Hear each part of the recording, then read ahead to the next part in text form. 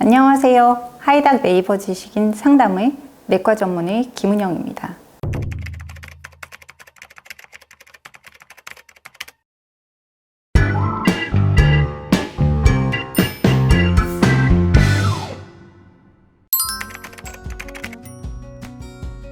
단백뇨가 있다는 것은 일단 신장에 손상이 있다라는 의미가 있습니다. 당뇨병과 고혈압이 있는 환자의 경우 기저질환으로 인한 신장 합병증이 발생했다는 뜻이고, 그 외에 사구체 신염, 다발성 골수종, 아밀로이드증 같은 질환이 있을 때도 단백뇨가 생깁니다.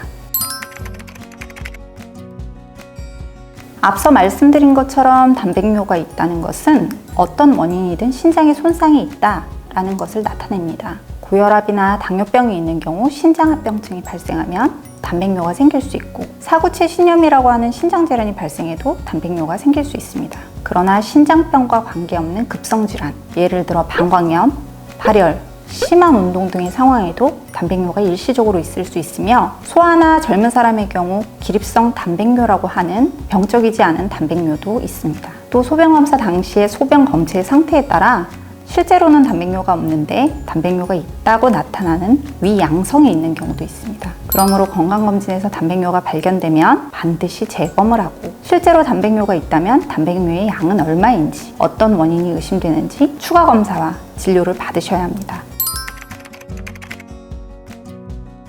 고혈압 치료가 잘 되지 않거나 당뇨병에서 혈당 조절이 잘 되지 않으면 단백뇨가 나올 수 있습니다. 단백뇨는 고혈압 및 당뇨병이 잘 치료되지 않아 신장 합병증이 발생하였다라고 하는 신호라고 볼 수 있습니다. 이런 경우 고혈압 및 당뇨병 관리를 잘하면 단백뇨는 어느 정도 줄어들 수 있습니다.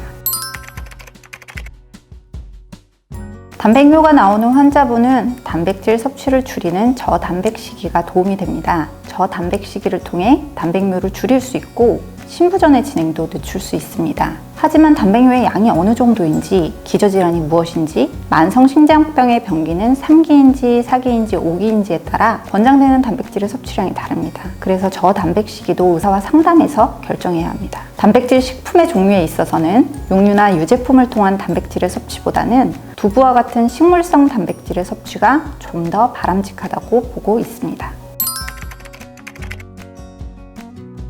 저염식과 저단백식이를 하셔야 합니다. 저염식은 만성신장병의 모든 병기를 통틀어 환자가 지켜야 할 식습관입니다. 하루에 나트륨으로 2.3g, 소금으로는 5g 이하로 섭취해야 하고, 한 티스푼 정도의 소금량입니다. 소변으로 단백질이 빠져나가기 때문에 단백질 섭취를 더 해야 한다고 생각하시는 경우도 있는데, 단백질 섭취를 늘리면 단백뇨가 늘어납니다. 단백뇨가 많을수록 신부전의 속도는 빨라집니다. 단백 제한에 있어서는 의사와 반드시 상담이 필요한데, 그 이유는 신장병 환자에게는 영양도 굉장히 중요한데, 식사량이 적은 환자분들에게 단백 제한을 설명하면 영양 상태가 더욱 악화되어 신장 기능이 악화되는 결과를 가져오기도 하기 때문입니다. 그러므로 원칙은 저염식, 저단백식이지만 환자분의 상태에 따라 식이요법은 개개인의 맞춤으로 교육을 하여야 하기 때문에 신장내과 주치의와 상의하셔야 합니다. 또 하나 드릴 말씀은 식이요법만큼 중요한 것이 약을 조심하는 것입니다. 단백뇨 환자를 포함한 만성신장병 환자는 신독성 약물에 의해 단백뇨 또는 신부전의 급성 악화가 발생할 수 있는데, 대표적인 신독성 약물은 진통소염제, 신독성 항생제, CT 촬영을 할 때 쓰는 조영제입니다. 그러므로 반드시 필요한 약물 치료만 받도록 하시고, 약이 필요할 때는 신장내과 의사와 상의하시고, 병원에서 진료를 보실 때나 약국에서 약을 사실 때 신장병이 있어요 라고 말씀을 하시는 것이 좋습니다.